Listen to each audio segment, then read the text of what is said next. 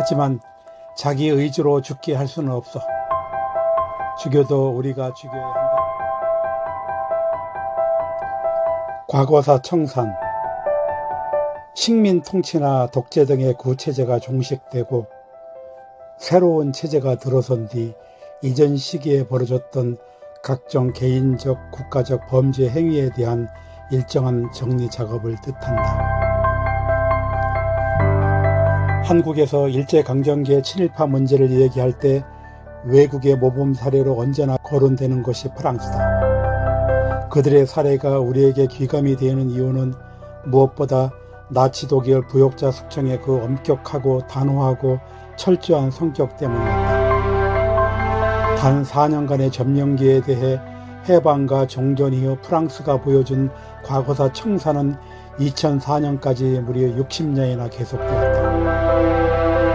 해방 직후에 단 한 명도 단죄하지 못한 한국으로서는 그 당시 최고위급 인사들에게 줄줄이 사형 선고를 내리고 10만 명의 대독 협력자들에게 유죄를 선고한 프랑스의 사례가 부러울 수밖에 없다.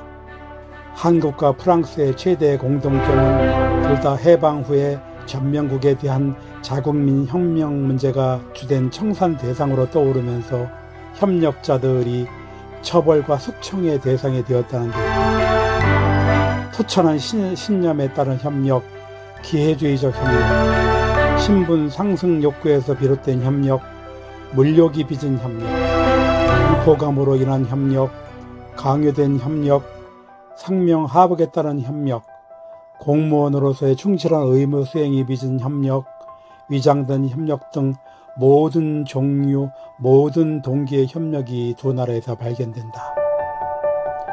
한국에서 36년간 벌어졌던 변절, 전향, 오판, 체념, 광기, 도치 등이 프랑스에서는 4년간 압축적으로 나타나는 것이다. 최고 재판소, 피의자 피에르 라발, 프랑스 비시 정부 총리. 그는 1942년 6월 22일 나는 독일의 승리를 원한다라고 하는 악명 높은 발언을 남겼다.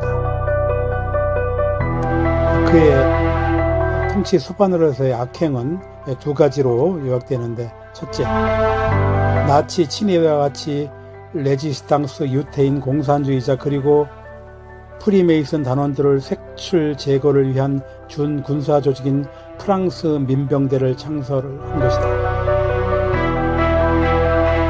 의무노동제.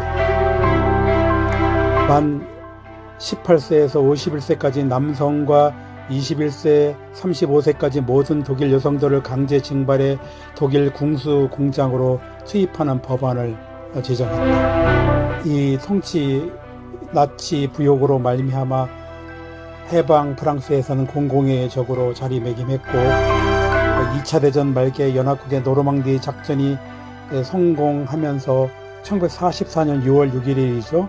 독일 폐쇄기 짙어지자 곤연기를 타고 스페인으로 도주했다.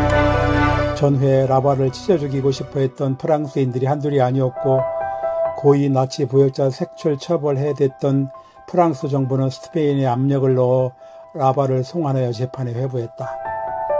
재판 1945년 10월 5일 개정. 라발의 거침없는 태도에 분노한 배심원들은 개새끼, 배때기에 12발을 쏴버리자 같은 분노를 표출했다. 심지어 그는 재판정에서 스스로 퇴정했으나 10월 9일날 사형 선고를 재판부는 내리고 배심원단은 사형을 선고했다.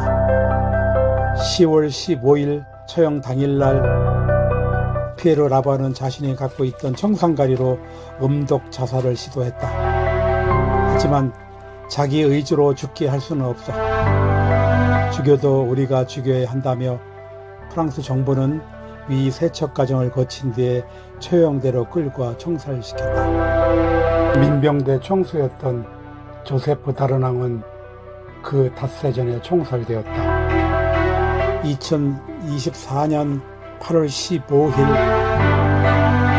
광복절 기념식마저 두 개로 쪼개져야 하고 이완영 같은 친일 부역자의 생각을 가진 자를 독립기념관장에 임명하는 이 시대에